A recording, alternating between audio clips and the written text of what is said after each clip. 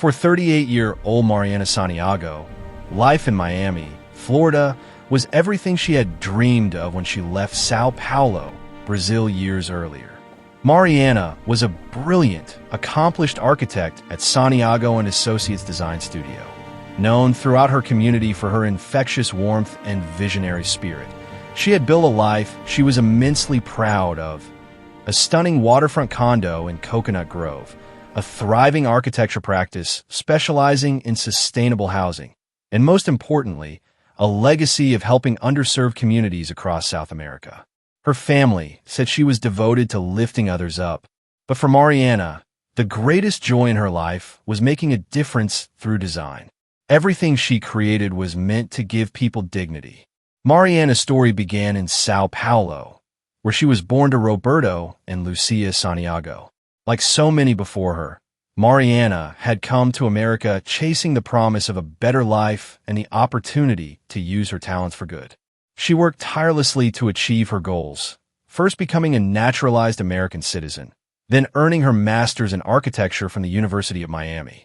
By 2018, she was the youngest partner at one of Miami's most prestigious architectural firms, valued for her innovative approach to affordable housing design, and had established herself as a beacon of hope in both the Miami and Brazilian communities. Those who knew Mariana said she had a gift for seeing potential where others saw only problems. Carlos Mendez, her mentor at the university, first met her when she was an undergraduate student sketching building designs in the campus courtyard. Noticing her unique perspective on community-centered architecture, he had encouraged her to pursue graduate studies. He said her ability to blend technical brilliance with genuine compassion made her destined to change lives, and he was right. In the 12 years since completing her graduate degree, Mariana had shown extraordinary promise as both an architect and humanitarian. She was still building her portfolio of completed projects, but colleagues could see she was destined to leave an indelible mark on the world. Her affordable housing initiative in Brazilian favelas had already provided homes for over 100 families, and her designs were being studied as models for sustainable development across Latin America. Mariana's family remained incredibly close-knit. Her parents, Roberto and Lucia, lived nearby in Coral Gables, along with her sister Beatriz and brother Carlos. The family had maintained their Brazilian traditions while embracing their new American life, gathering frequently for Sunday fajotas and celebrations. Mariana's mother, Lucia, was particularly proud of her daughter's humanitarian work, something that brought Mariana immense fulfillment as she balanced her demanding career with her commitment to giving back. But Mariana's life was about to change dramatically when she met Wesley Fulton at an international mining sustainability conference in London in 2016. Wesley Richard Fulton was a 40-year-old mining engineer with an adventurous spirit and dual citizenship in the United Kingdom and Australia. Originally from Cornwall, England, Fulton was an experienced sailor who held advanced maritime certifications. His training included emergency rescue procedures, navigation in international waters, and safety protocols that would later become crucial to this story. Fulton had even completed a solo voyage from Sydney to Cape Town, proving his competence on the open seas. When Mariana and Wesley began dating, their relationship moved quickly. They bonded over shared passions for international development and sustainable resource management. By February 2017, just 8 months after meeting, they were engaged. From the outside, it appeared to be a perfect match. The idealistic architect and the worldly mining engineer, two professionals committed to making a positive global impact. But beneath the surface, cracks were already beginning to show. Mariana's family would later reveal that the couple faced constant financial tensions. Wesley had accumulated significant debts, over £200,000 in credit obligations, and was evasive about the details. More troubling were Wesley's increasingly secretive behaviors, mysterious late-night phone calls, locked devices, and a growing pattern of controlling tendencies that worried Mariana's sister Beatriz. The tension between them was evident in text messages and journal entries that would later be recovered by investigators. In one text, Mariana wrote to Wesley, I need you to be honest with me about our finances. This secrecy is destroying us." In her private journal, she confided, "W becomes so defensive when I ask questions. I love him, but sometimes I feel like I don't know him at all." Despite these problems, the couple married in a beautiful May 2018 ceremony at the historic Vizcaya Museum and Gardens in Miami. Family and friends gathered to celebrate what seemed like a fairy tale union. But some noticed Wesley seemed distracted during the ceremony, checking his phone repeatedly and appearing anxious rather than joyful. Beatrice would later tell investigators, "Something fell off that day. My sister was radiant, but Wesley looked like a man with something to hide." Just weeks after their wedding, the couple decided to take their dream honeymoon, a 3-week sailing voyage through the Mediterranean aboard Wesley's yacht, the Serendipity. Mariana had initially wanted to book a cruise, but Wesley insisted they take his boat, arguing it would be more romantic and private. On June 1st, 2018, Mariana and Wesley set off on what should have been the trip of a lifetime. They flew to Barcelona, Spain, where they boarded the 42-foot yacht Serendipity. The plan was to sail along the French Riviera, down the Italian coast, and eventually reach the Greek islands, with Santorini as their final destination before flying home. Mariana had been looking forward to this trip despite their recent tensions. Her sister Beatrice said Mariana was excited about the adventure and hopeful that the time together would help them reconnect. The couple had planned to keep in regular contact with family through video calls and social media updates. The first week of the voyage seemed idyllic. Mariana posted stunning photos on Instagram, sunset dinners in French coastal towns, exploring Italian villages, moments of joy aboard the yacht. She video called her mother Lucia almost daily, sharing her excitement about the places they were visiting and her dreams for their future together. But family members would later notice troubling details in those calls. Mariana's voice sometimes sounded strained. In the background, Wesley could occasionally be heard speaking tersely to her. And in her final video call on June 14th, just hours before everything changed, Mariana's usual effervescence seemed dampened. She told her mother, "I've never been happier, Mommy. I'll call you when we reach Santorini tomorrow." Her mother sensed something beneath those words, a hesitation she couldn't quite place. It would be the last time Lucia Santiago ever heard her daughter's voice. What Mariana's family didn't know was that Wesley Fulton was drowning in debts far worse than Mariana understood, that he had a secret mistress waiting for him in Australia, and that he had recently taken out a life insurance policy on his new wife worth $1.5 million. They didn't know that Wesley had been researching accidental deaths at sea on his laptop, or that he had carefully planned every detail of what was about to happen off the coast of Italy. They didn't know that when the sun set on June 15th, 2018, Mariana Santiago would vanish into the Mediterranean waters, and that only Wesley Fulton would return to tell the tale. A tale that investigators would soon prove was nothing but an elaborate, calculated lie. This is the story of Mariana Santiago, a woman who dedicated her life to building hope for others, and a man who took everything from her. Welcome back to Mav Life Stories. Today, we're uncovering the chilling details and the mystery surrounding Mariana's demise. Make sure to hit the subscribe button so you never miss a story. Mariana Santiago's journey to America began with a promise her parents made when she was just 7 years old. Roberto and Lucia Santiago had watched their brilliant daughter sketch elaborate buildings in the margins of her school notebooks, transforming the cramped favelas of Sao Paulo into imaginative communities filled with light, green spaces, and dignity. They knew Brazil couldn't contain her dreams, so they made the agonizing decision that so many immigrant families face. They would sacrifice everything to give their children a chance at something more. The Santiago family arrived in Miami in 1987 with 2 suitcases, limited English, and an unshakable belief in education. Roberto took night shifts at a warehouse while Lucia cleaned office buildings before dawn, both working jobs far beneath their capabilities in Brazil. But they never complained. Every grueling hour was an investment in their children's futures, particularly Mariana's, whose talent for design was evident even as a teenager. Mariana didn't waste the opportunity her parents had given her. She excelled academically, earning a full scholarship to the University of Miami, where she studied architecture with singular focus. Her professors immediately recognized something special in her approach to design. While other students created buildings to impress, Mariana created structures to heal. Her senior thesis, a proposal for transforming Miami's underserved neighborhoods through community-centered architecture, won every major award the university offered.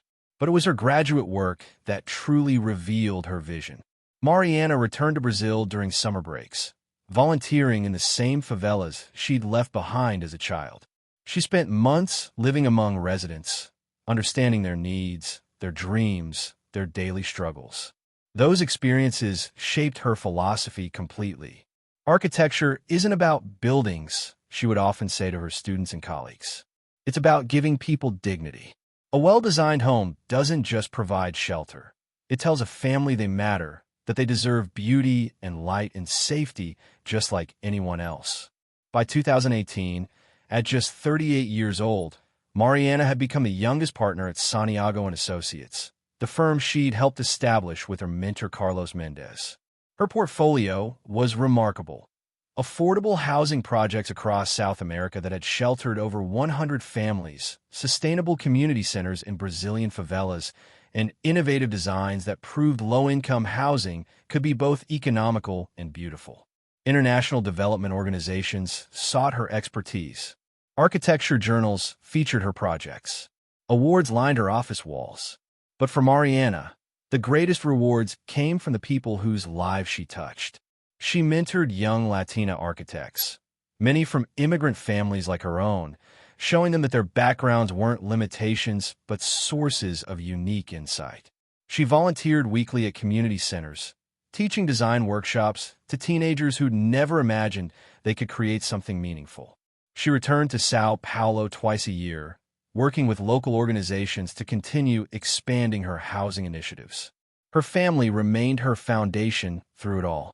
Sunday dinners at her parents' Coral Gables home were sacred, filled with her mother's feijoada, her father's stories, and the laughter of siblings who'd remained remarkably close despite busy lives. Beatriz, her younger sister and closest confidant, worked as a social worker in Miami. Carlos, her brother, taught high school mathematics. Together, the Santiago siblings embodied their parents' American dream realized. Mariana's life in 2018 was everything she'd worked for. Professional recognition, meaningful work that changed lives, deep family bonds, and a future filled with possibilities. She was planning her largest project yet, a sustainable housing development in Rio de Janeiro that would provide homes for 200 families.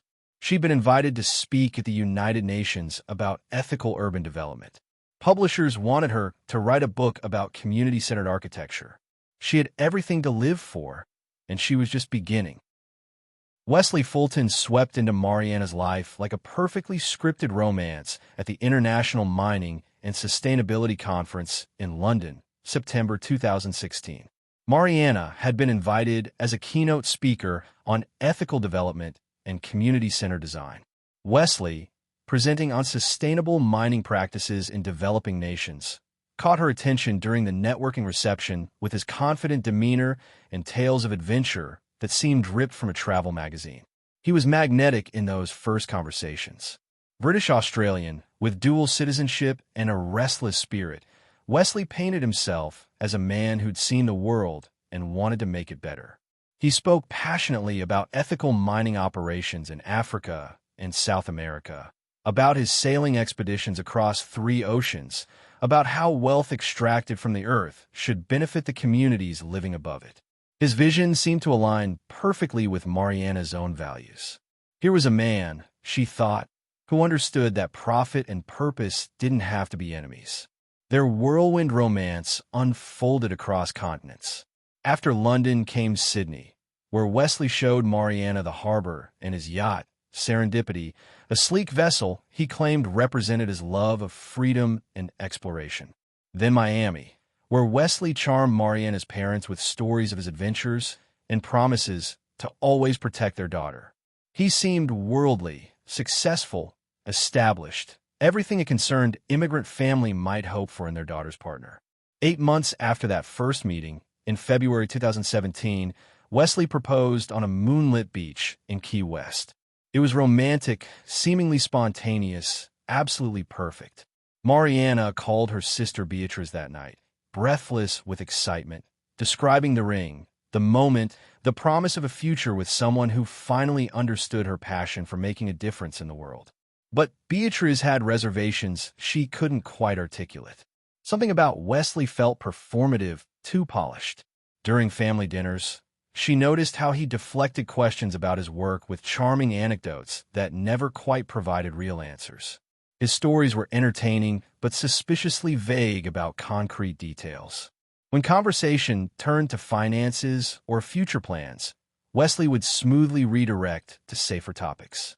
The red flags accumulated slowly. Mysterious phone calls that Wesley always took in another room, speaking in hushed tones before returning with explanations about difficult clients or time zone complications. When Mariana's credit card was declined at a restaurant one evening, Wesley laughed it off as a banking error, but later admitted he'd been using her card to bridge some temporary cash flow issues between projects. The debt, he assured her, was just timing. Money was coming, deals were closing, everything would balance out soon. Mariana wanted to believe him. Every relationship has challenges, she told Beatrice when her sister gently expressed concerns. Wesley's work is complicated, international. I can't expect everything to be simple. We'll work through it together. She'd invested too much emotionally to acknowledge the growing unease in her gut. Their May 2018 wedding at Vizcaya Museum and Gardens should have been the happiest day of Mariana's life. She looked radiant in her lace gown, surrounded by family and friends as golden hour light filtered through the historic estate's archways. But those paying close attention noticed Wesley seemed distracted, almost anxious. He checked his phone during cocktail hour. His smile looked strained in photographs. During the reception, he stepped away multiple times for hushed conversations that left him visibly tense. Beatrice watched her sister dance with her new husband and felt a chill she couldn't explain. Wesley held Mariana close, but his eyes kept darting toward the exit, as if he were already planning his escape. Planning the honeymoon became their first real marital conflict. Mariana had her heart set on a Mediterranean cruise, one of those luxurious ships with multiple stops, guided tours, and the security of hundreds of other passengers. She'd researched itineraries, bookmarked excursions, imagined herself and Wesley exploring ancient ruins and seaside villages with the carefree ease of newlyweds who didn't have to worry about navigation or logistics. But Wesley insisted they take serendipity instead. A cruise is for tourists, he'd said dismissively. We're adventurers, Mariana. Just you, me, and the open sea. That's real romance, not some crowded ship with buffet lines and scheduled activities. He painted such a compelling picture of intimate sunsets and private coves that Mariana's practical concerns dissolved.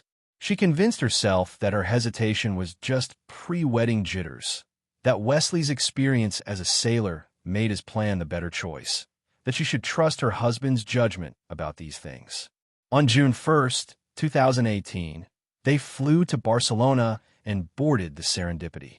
The yacht was impressive, 42 feet of gleaming white fiberglass with teak decks and a cabin that felt surprisingly spacious. The route Wesley had mapped seemed perfect, along Spain's Costa Brava, up to the French Riviera, down Italy's Amalfi Coast, and finally to the Greek islands, ending in Santorini before they'd fly home from Athens. 3 weeks of Mediterranean paradise. The first days delivered on Wesley's promises. They anchored in secluded bays along the Spanish coast, had romantic dinners at tiny harbors and French fishing villages, explored the winding streets of Portofino and Cinque Terre. Mariana documented everything with her camera, posting photos to Instagram that radiated joy, her laughing on the bow as spray misted her face, Wesley at the helm looking ruggedly handsome, sunset after impossible sunset, painting the sky in colors that seemed too vivid to be real. She video called her mother almost daily, gushing about the beauty of the Mediterranean, the thrill of sailing, the adventure of it all. Lucia would later tell investigators that her daughter seemed genuinely happy in those early calls, if perhaps a bit exhausted from the sun and constant motion of life at sea. But by the second week, as they made their way down the Italian coast, something shifted. Wesley became increasingly withdrawn, tense in ways that reminded Mariana of his behavior at their wedding. He drank more, wine with every dinner, whiskey afterward, sometimes starting with beer before noon. When Mariana suggested they might be drinking too much, he snapped at her with an edge in his voice she'd rarely heard before. The journal Mariana kept, later recovered from her belongings stored in Barcelona, revealed her growing concern. June 10th. W seems stressed. Won't tell me why. Says I worry too much, that I should just enjoy the trip. But I can feel something is wrong. He takes calls on the satellite phone and goes to the cabin where I can't hear. When I ask about it, he says it's work emergencies, but he gets so defensive. June 12th. We had a terrible argument tonight. I asked about the credit card bill I saw, almost £15,000 just this month.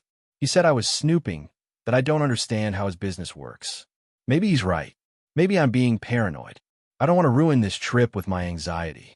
June 14th. Trying to let it go. We're heading to Greece tomorrow. Wesley promised things will be better once we reach Santorini. I want to believe him. I want this to work. That same day, June 14th, Mariana made her last video call to her mother. It was late afternoon. The yacht anchored off the Italian coast near Amalfi. In a recording that Lucia would watch hundreds of times afterward, searching for clues she'd missed, Mariana looked tired but smiled brightly for the camera. I've never been happier, Mommy, she said, though her eyes didn't quite match the words. The Mediterranean is so beautiful. I'll call you when we reach Santorini tomorrow. We're leaving tonight to make the crossing. In the background, barely audible, Wesley could be heard moving around the cabin with unusual purpose, opening and closing storage compartments, his movements quick and deliberate. The next day, June 15th, Mariana posted her final photograph to Instagram. It showed her silhouetted against an impossible sunset, oranges and pinks and purples bleeding across the horizon as the Serendipity cut through calm waters. Her caption read simply, "Paradise with my forever," followed by a heart emoji. Within hours, Mariana Santiago would disappear into those same waters, and Wesley Fulton would be the only one left to tell the story of what happened that night. The night of June 15th, 2018, began with what Wesley Fulton would later describe as perfect sailing conditions. The Mediterranean was calm, the sky clear, the Serendipity making good time toward the Greek islands. According to Wesley's account, given first to the Italian Coast Guard and later repeated to investigators, he and Mariana had decided to sail through the night to reach their next destination by morning. It was meant to be romantic, just the two of them under the stars, the gentle rocking of the yacht, the promise of Santorini waiting on the horizon. Wesley claimed that around 9:30 p.m., as the last light faded from the western sky, Mariana went to the stern to take photographs of the moonrise. She'd been documenting the entire trip, he explained, and wanted to capture the moment. He said he was at the helm, checking their navigation, when he heard a splash. He spun around to find the stern empty, Mariana's camera on the deck, but no sign of his wife. The panic, he told authorities, was immediate. He threw the life ring overboard in the direction he thought she'd fallen. He called her name into the darkness, shouting until his voice went hoarse. But the Mediterranean, so calm moments before, suddenly seemed impossibly vast. The current was stronger than he'd anticipated, Wesley explained. By the time he'd maneuvered the yacht around, any trace of Mariana had vanished into the black water. Wesley claimed he spent the next several hours conducting a desperate search. He deployed the yacht spotlight, creating sweeping arcs of light across the water surface. He used the satellite phone to try calling Mariana's cell phone, hoping somehow she'd answer, hoping for a miracle that never came. He sailed a grid pattern. He said, the way he'd been trained in maritime rescue operations, covering the area methodically, frantically, searching for any sign of the woman he loved. Only after exhausting every possibility, Wesley insisted, did he finally call for help. By then it was 2:30 a.m., nearly 5 hours after Mariana had allegedly gone overboard. The Italian Coast Guard in Amalfi received the distress call and immediately began mobilizing their rescue operation. But it was the audio recording of that distress call that first raised red flags for investigators. The Coast Guard operator, trained to assess crisis situations, noted in his incident report that the caller seemed unusually composed and emotionally flat for someone reporting his wife missing at sea. When investigators later obtained the recording, they were struck by Wesley's tone, measured, almost clinical, devoid of the hysteria or desperation one would expect from a husband who'd just watched his bride of 6 weeks disappear into the ocean. "My wife fell overboard approximately 4 to 5 hours ago," Wesley said, his voice steady. "I've conducted a search, but haven't located her. I need assistance with a larger search operation." The operator asked standard questions: Mariana's age, physical description, what she was wearing, whether she'd had a life jacket. Wesley answered each query with precise detail, never once breaking down, never sobbing between words, never displaying the emotional devastation that should have been overwhelming him in that moment. "Sir, I understand this is difficult," the operator said at one point. "We're going to get help to you right away." "Thank you," Wesley replied, his tone as even as if he were ordering coffee. "I'll await your arrival." When the operator asked Wesley to describe exactly what happened, his account came out smooth and practiced, as if he'd rehearsed the story multiple times before making the call. He explained about the photographs, the splash, the immediate response, the hours of searching. But something about the narrative felt too polished, too organized for a man who should have been in shock. "And you're certain she went overboard at approximately 9:30 p.m.? the operator asked. "Yes, approximately that time," Wesley confirmed. "And you're only calling now at 2:30? There was the slightest pause before Wesley answered. "I wanted to be certain I'd exhausted all possibilities before involving authorities. I thought I could find her myself." By 5 a.m., as dawn broke over the Mediterranean, an Italian Coast Guard vessel reached Wesley's position and brought him ashore at Amalfi. The rescue coordinator who met him on the dock would later testify that Wesley Fulton stepped off the boat with his backpack, his satellite phone, and a duffel bag, moving with the steady gait of someone returning from an ordinary sailing trip, not someone whose wife had just vanished into the sea. There were no tears on his face. His eyes were dry. When asked if he needed medical attention or psychological support, Wesley politely declined both. "I just need to make some calls," he said. "And I'd like to know, how long before my wife can be declared legally dead?" The Italian Coast Guard launched one of the most extensive search operations in Mediterranean history. From June 16th through June 18th, multiple vessels combed the waters off the Amalfi coast while helicopters equipped with thermal imaging cameras swept overhead in expanding grid patterns. Greek authorities joined the effort as currents could have carried Mariana's body east toward their waters. Dive teams explored underwater caves and rocky outcroppings along the coastline. Every resource available was deployed to find any trace of Mariana Santiago. While rescue teams worked around the clock, Wesley Fulton checked into the five-star Hotel Santa Caterina, overlooking the very waters where his wife had vanished. Hotel staff would later report to investigators that he seemed remarkably composed, ordering room service, using the business center, even being spotted at the hotel bar on the evening of June 17th, nursing a whiskey while checking his phone with casual disinterest. There were no tears, no visible anguish, none of the devastation one would expect from a grieving newlywed. Mariana's family, meanwhile, was living through every parent's nightmare. The moment Lucia Santiago received the call from Italian authorities, the family mobilized. Roberto, Lucia, Beatriz, and Carlos boarded the first available flight to Rome, then drove 4 hours to Amalfi, arriving exhausted and terrified on June 17th. They went immediately to find Wesley, desperate for answers, for comfort, for any connection to their missing daughter and sister. Wesley refused to see them for 3 days. When they finally cornered him in the hotel lobby on June 18th, the encounter was captured by security cameras and witnessed by multiple hotel guests. Beatriz approached first, her face ravaged by tears and sleepless nights. "Where's my sister?" she demanded, her voice cracking. What did you do to Mariana? Wesley's response was delivered with chilling flatness. It was an accident. These things happen at sea. There was no apology, no embrace, no shared grief. He spoke as if discussing an unfortunate weather delay, not the death of the woman he'd promised to love and protect. Roberto Santiago lunged forward, rage and anguish propelling him toward the man who'd taken his daughter on that yacht. You killed her, he roared in Portuguese, before switching to broken English. You killed my baby girl. Italian police officers stationed in the lobby had to physically restrain him, pulling him back as Lucia collapsed sobbing into her son Carlos's arms.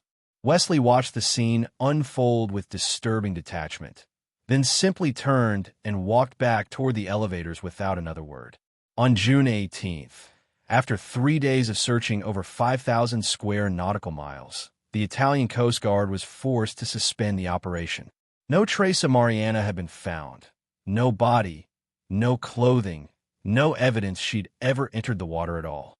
The official conclusion was that the currents had likely carried her too far, too deep for recovery. The very next morning, June 19th, while Mariana's family remained in Amalfi, hoping against hope for a miracle, Wesley Fulton hired Marco Bernardi, one of Italy's most prominent criminal defense attorneys. He'd retained legal counsel before even giving a formal statement to investigators, before planning any memorial, before showing even the pretense of grief. That same day, he booked a first-class ticket to London, not to Miami where his wife's family waited, where Mariana's life and home and community mourned her loss. He packed his belongings from the Serendipity, arranged for the yacht to be transported back to England, and prepared to leave Italy as quickly as possible. When Lucia Santiago learned through the police that Wesley was planning to depart, she begged authorities to make him stay for the memorial service they were organizing. The request was passed to Wesley's attorney, who delivered his client's response. Wesley Fulton would not be attending any memorial service. He was returning home to grieve privately, and the Santiago family should respect his wishes. On June 21st, as Mariana's family held a tearful seaside vigil in Amalfi, lighting candles and releasing flowers into the water where she'd vanished, Wesley Fulton was 30,000 feet above the Atlantic, sipping champagne in a British Airways first-class cabin, already planning his next moves. Wesley Fulton's behavior had triggered every alarm bell for the Italian Maritime Police. Within days of Mariana's disappearance, what began as a tragic accident investigation transformed into a criminal inquiry. Commander Stefano Marchetti of the Guardia Costiera had spent 20 years investigating maritime incidents, and nothing about Wesley's story added up. The timeline was wrong, the emotional response was wrong, and most damning of all, the evidence on the Serendipity itself told a completely different story than the one Wesley had provided. When forensic investigators impounded and examined the yacht in late June, they discovered evidence that made Marchetti's blood run cold. The safety lines along the stern, thick nautical rope designed to prevent passengers from falling overboard, hadn't frayed from age or wear. They'd been deliberately cut with a sharp blade, the fibers showing clean edges consistent with intentional severing. Someone had systematically compromised the yacht's most basic safety features. The life vest told an even more disturbing story. Of the 6 vests stored in the cabin's emergency locker, 4 had been tampered with. The foam flotation had been carefully removed and the vests sewn back together, leaving them looking intact but completely useless. Investigators noted which vest remained fully functional. Wesley's, marked with his initials and permanent marker. Mariana's vest, found in her designated storage compartment, had been gutted of its flotation material. If she'd managed to grab it before going overboard, it would have dragged her under rather than kept her afloat. More damning still was the spotlight Wesley claimed to have used for hours of searching. Forensic analysis showed the bulb was cold, the mechanism dusty and clearly in use for months. The battery pack was nearly depleted, suggesting it hadn't been charged in weeks. Wesley's story of sweeping the water with light for hours was physically impossible given the equipment's condition. But it was the yacht's GPS and navigation system that destroyed Wesley's timeline completely. The data, which Wesley apparently hadn't realized was being automatically recorded, showed the serendipity never deviated from its course after 9:30 p.m. on June 15th. There was no circling back, no search pattern, no desperate zigzagging across the water looking for a missing person. The yacht had simply continued sailing southeast toward Greece for 4 straight hours before finally stopping at 2:15 a.m., exactly 15 minutes before Wesley placed his distress call. Wesley hadn't searched for his wife at all. He'd let the boat sail on autopilot while Mariana drowned somewhere behind them in the darkness, then waited the precise amount of time he thought would make his story believable before calling for help. As maritime investigators built their case, financial investigators began unraveling Wesley Fulton's hidden life, and what they found was a man drowning in desperation. Records subpoenaed from UK and Australian financial institutions revealed over £200,000 in gambling debts spread across casinos in London, Monaco, and Perth. Credit cards maxed to their limits. Mining investments that had gone catastrophically wrong, leaving Wesley on the verge of bankruptcy. The worldly, successful engineer he'd presented to Mariana was a facade concealing financial ruin. Then came the discovery that turned the investigation from suspicious to unequivocal. A woman named Claire Hutchison in Perth, Australia contacted investigators after seeing Wesley's name in news coverage. She'd been his mistress for 3 years, she explained tearfully, including throughout his entire relationship with Mariana. Wesley had told her the marriage was just a business arrangement that would solve his problems. The night before the honeymoon, Wesley had texted Claire, "One way or another, this will all be over soon. Then we can finally be together properly." The financial motive became crystal clear when investigators uncovered a life insurance policy on Mariana worth $1.5 million, taken out just 3 months before their wedding. Wesley was the sole beneficiary, combined with his inheritance rights to Mariana's architectural firm, valued at approximately $800,000, and her Miami condominium worth $650,000. Wesley stood to gain over $2 million from his wife's death, more than enough to eliminate his debts and start fresh with his mistress in Australia. Digital forensics on Wesley's seized laptop revealed his planning in chilling detail. Browser history showed searches for "how long until missing person declared dead at sea," life insurance payout timeline for accidental death, and Mediterranean current patterns. Deleted emails recovered by technicians showed Wesley discussing his financial emergency with loan sharks and making increasingly desperate pleas for more time. One email, sent 2 weeks before the honeymoon, reads simply, "I'll have the money by July. I promise. Just give me until then." On Wesley's phone, investigators found a calculator app with recent entries. $1,500,000 to $200,000 equals $1,300,000, followed by $800,000 plus $650,000 equals $1,450,000, and then a final calculation, $2,950,000 total. Wesley Fulton hadn't just killed his wife. He'd calculated exactly how much her death was worth and planned the murder with cold precision, down to the dollar. On September 12, 2018, British police arrested Wesley Fulton at his Cornwall flat on an international warrant issued by Italian authorities. He'd been living there for 3 months, seemingly unbothered by his wife's death, already making plans to sell Mariana's properties and collect the insurance payout. The arrest came early in the morning, officers surrounding the building to prevent any possibility of escape. Wesley showed no resistance, no surprise, as if he'd been waiting for this moment since the day he returned from the Mediterranean. The extradition process moved swiftly. By November, Wesley was sitting in an Italian prison cell awaiting trial, his expensive attorneys arguing unsuccessfully that he should be tried in the UK. The Italian courts were unmoved. Mariana had died in Italian waters, and Italian justice would prevail. The trial began in March 2019 in a Rome courtroom packed with international media, Mariana's family, and observers drawn to a case that seemed torn from a crime thriller. Lead prosecutor Elena Russo assembled a case so methodical, so damning, that even Wesley's high-priced defense team seemed to recognize they were fighting a losing battle. The evidence unfolded like a masterclass in premeditated murder. Forensic experts testified about the deliberately cut safety lines, the sabotaged life vests, the unused spotlight.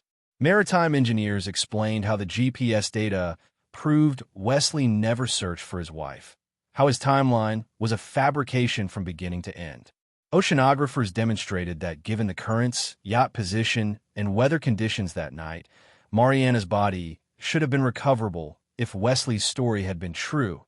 The gentle conditions he described would have kept her near the surface, visible to any genuine search effort.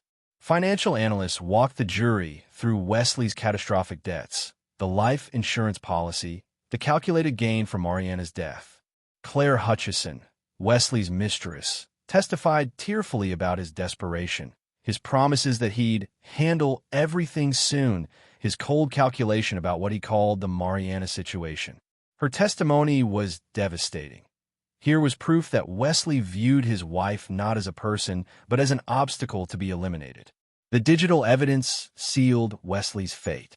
Prosecutors displayed his internet searches on large screens, each query revealing a mind methodically planning murder, accidental death at sea, life insurance payout timeline, how long until presumed dead.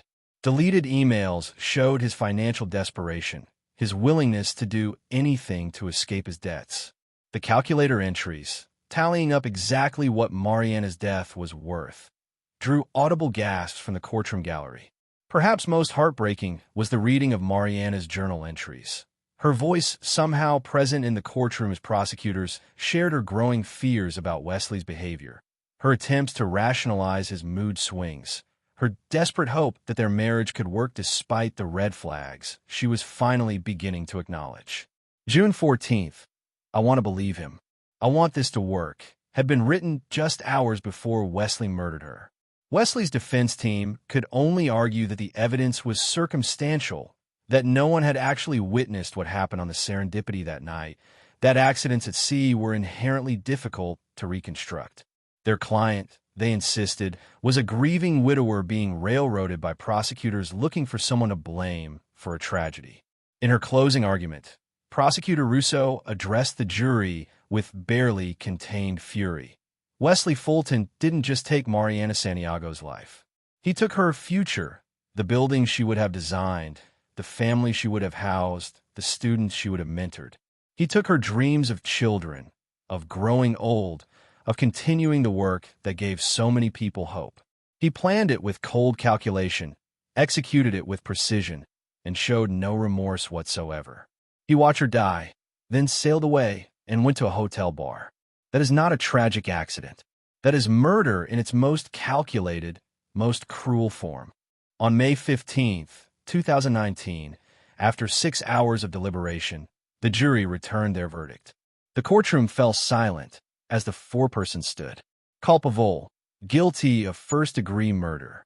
Mariana's family collapsed in tears of relief and anguish.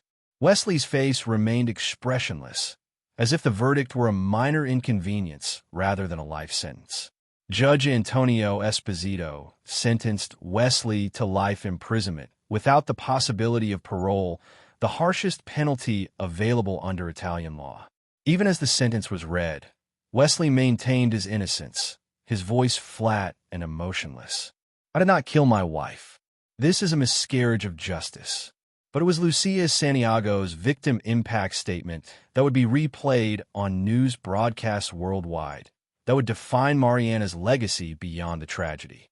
Standing before the man who'd murdered her daughter, her voice strong despite tears streaming down her face, she spoke directly to Wesley. "You took our sunshine. You took our brilliant, beautiful girl who only wanted to make the world better, who spent her life giving dignity to people who had nothing. You took her from us for money, for your own greed, for your own cowardice. But you will never take her memory or the good she did in this world." Mariana's light shines on in every home she designed, every student she inspired, every life she touched. You took 38 years from her. Now you will spend the rest of your life knowing that she will be remembered with love, while you will be remembered only as the monster who killed her. Wesley Fulton was led from the courtroom in chains, bound for a maximum security prison in northern Italy where he would spend the remainder of his days. He never looked back at Mariana's family, never showed a flicker of remorse, never acknowledged the life he'd stolen. In the months following Wesley Fulton's conviction, Mariana's family faced a choice that countless grieving families must confront: allow tragedy to define their loved one's story, or transform their pain into something that honors the life that was stolen. Roberto and Lucia Santiago, with their surviving children Beatriz and Carlos, chose the latter. They would ensure that Mariana's death would not be the final chapter of her story. In September 2019, the Mariana Santiago Foundation was officially established. The organization's mission reflected everything Mariana had stood for, providing scholarships for architecture students from underserved communities, particularly young women and immigrants who faced the same barriers Mariana had overcome. The foundation's first act was to complete Mariana's unfinished housing project in a Brazilian favela outside São Paulo, the very neighborhood where she'd spent childhood summers before her family immigrated to America. By December 2019, 50 families moved into homes Mariana had designed, structures that combined practical affordability with the dignity and beauty she'd always insisted every person deserved. The foundation also established the annual Mariana Santiago Award for Humanitarian Architecture, recognizing designers who prioritize community impact over commercial success. The first recipient, a young architect from Guatemala designing earthquake-resistant housing for rural villages, accepted the award with tears in her eyes, saying Mariana's work had inspired her to pursue architecture in the first place. Santiago and Associates, the firm where Mariana had been the youngest partner, made the decision to continue operating under principles she'd championed. Her colleagues completed her pending projects, ensuring that her vision for sustainable, community-centered development lived on. Every building they designed carried a small plaque crediting Mariana's influence, a permanent reminder of the woman who'd taught them that architecture was about more than aesthetics. It was about human dignity. In 2020, a tribute coffee table book titled Building Hope, The Architecture of Mariana Santiago, was published, featuring her completed works, her unfinished designs, and essays from colleagues, clients, and community members whose lives she'd touched. The book's foreword, written by her mentor Carlos Mendez, began with words that captured her essence. Mariana didn't just design buildings. She designed possibilities. All proceeds from the book went directly to the foundation, ensuring her work would continue funding opportunities for the next generation. The impact has been extraordinary. As of 2024, over 200 students have received Mariana Santiago scholarships, many of them now working architects themselves, carrying forward her philosophy of ethical, community-centered design. Her Brazilian housing model has been replicated in 3 other cities: Rio de Janeiro, Salvador, and Recife, providing homes for hundreds of families who might otherwise be living in dangerous, inadequate conditions. Mariana's sister Beatriz found her own purpose in tragedy, becoming a vocal advocate for domestic violence and coercive control awareness. She speaks at universities and community centers about the subtle warning signs that Mariana missed, about financial abuse and manipulation, about how even brilliant, successful women can fall victim to predatory partners. "My sister was one of the smartest people I knew," Beatriz tells audiences, her voice steady with hard-won strength. But intelligence doesn't protect you from someone determined to deceive you. We have to talk about these patterns, recognize them, intervene before it's too late. Every June in Miami, on the anniversary of Mariana's death, hundreds of people participate in the Mariana Santiago Memorial Run, a 5K that winds through the neighborhoods where she worked, past community centers she helped design, ending at the waterfront near her former home. The event raises funds for the foundation while celebrating Mariana's love of life, her energy, her unwavering belief that one person could make a difference. Roberto and Lucia Santiago, now in their 70s, remain actively involved with the foundation despite their grief. Lucia often says Mariana believed architecture could heal communities. Now her memory heals people too. They visit the Brazilian housing projects regularly, meeting families living in homes their daughter designed, watching children play in courtyards Mariana sketched years ago. In those moments, they say, they feel her presence, in the laughter of those children, in the dignity of those homes, in the continuing ripple effects of a life dedicated to service. The Foundation Scholarship recipients often write to the Santiago family, sharing how Mariana's story inspired them to pursue architecture, how her philosophy guides their work, how they carry her legacy forward in their own designs. These letters, Lucia says, are what sustain her in the darkest moments. Mariana's voice lives on through theirs. Mariana Santiago was 38 years old when Wesley Fulton stole her life on that Mediterranean night in June 2018. He took her future, her dreams, her chance to see her work expand across continents. He took her from parents who'd sacrificed everything to give her opportunities, from siblings who adored her, from students who needed her guidance, from communities that depended on her vision. But he could never steal what she built, the homes that shelter families, the students she inspired, the philosophy of compassionate design that continues influencing architects worldwide. He could never erase the lives she touched, the hope she gave to people society had forgotten, the proof she provided that one person with vision and dedication could change the world. Mariana's story doesn't end with tragedy on a yacht in the Mediterranean. It continues in every person living in a home she designed. It continues in every scholarship recipient who chooses humanitarian work over commercial success. It continues in her sister's advocacy, her family's foundation, the annual run that brings communities together in her name. It continues in the words her mentor Carlos Mendez inscribed on the dedication plaque at her Brazilian housing project. Mariana Santiago believed that everyone deserves dignity, beauty, and hope. These homes are a promise, kept forever. This is how we remember Mariana, not as a victim of her husband's greed and violence, but as a force for good whose light continues to shine through every life she touched, every building she designed, every student who carries her values forward into the future. Wesley Fulton may have ended her life, but he could never extinguish her legacy. Mariana Santiago's work on Earth was cut tragically short, but her impact will last for generations. And that is a victory that no murderer can ever take away. If Mariana's story inspired you, make sure to like this video and subscribe for more real-life stories of courage, justice, and legacy. Don't forget to hit the bell so you never miss an update.